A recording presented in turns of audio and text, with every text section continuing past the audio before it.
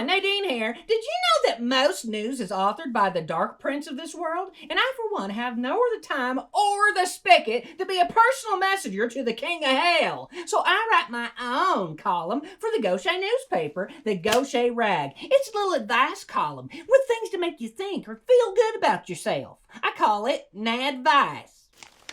Oh.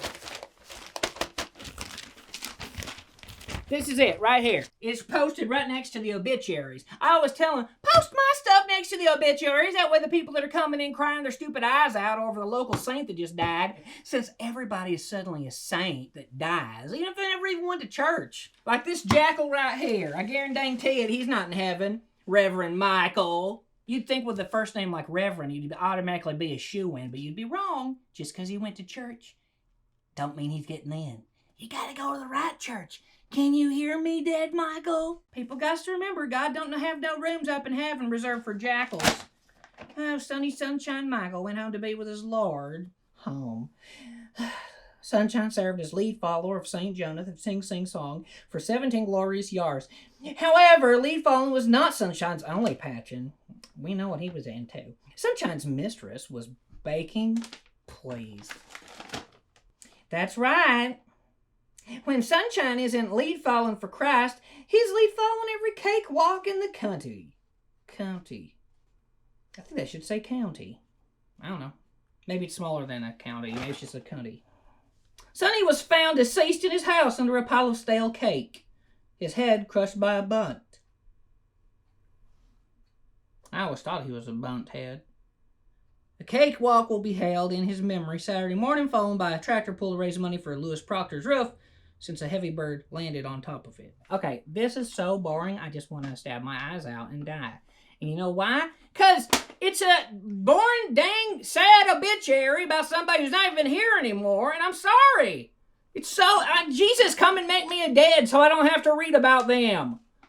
Oh, when you read this kind of depressing stuff, you need to have something uplifting, and that's why I came up with a funny comic drawing that I made.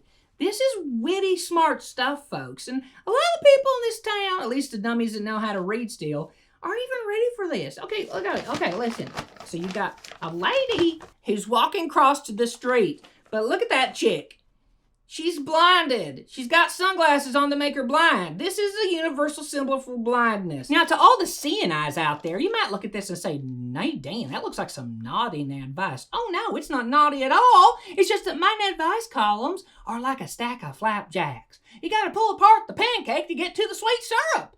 And if you look at this picture, the first layer of the flapjack is the understanding that God is in control and knows all things. That means there is no such thing as luck, there is no such thing as bad luck, and definitely no such thing as luck that is blind, and we who believe it shalleth be run straight over. Just like she's about to get run straight over. You see that? Now, before you get offended, no blind people I showed this to had a problem with it. The blind chick is walking across the middle of the street in the middle of the night. The night represents the darkness that the lady lives in since she can't see. See? Oh, right there. That's a bonus flapjack. Oh, I just flipped off myself. Oh, the sweetest syrup moistens my tongue. The car is the incrastinator. It's about to hit the blind chick. I'm sorry, I shouldn't say that. The blind, what's politically correct? A lady of the night. And if you look right under Lady of the Night, you can see my Nad-Vice. It says, blind luck. You get it? And that's where I flip off the final flappy jacky. And everybody can see their own dang reflection in the empty plate covered in syrup and know that God is in control. He has already written and planned every single thing we say and / or do. It's all been preordained and determined. Luck don't exist, folks. Everything comes from God because he controls everything. So if you believe in luck of the blind, then you are in for a world of hurt. God knows everything is going to happen. He knew everything was going to happen. He knew I was going to do this. Nadienne didn't even know that. God, stop hitting me. He knows I'm going to do this.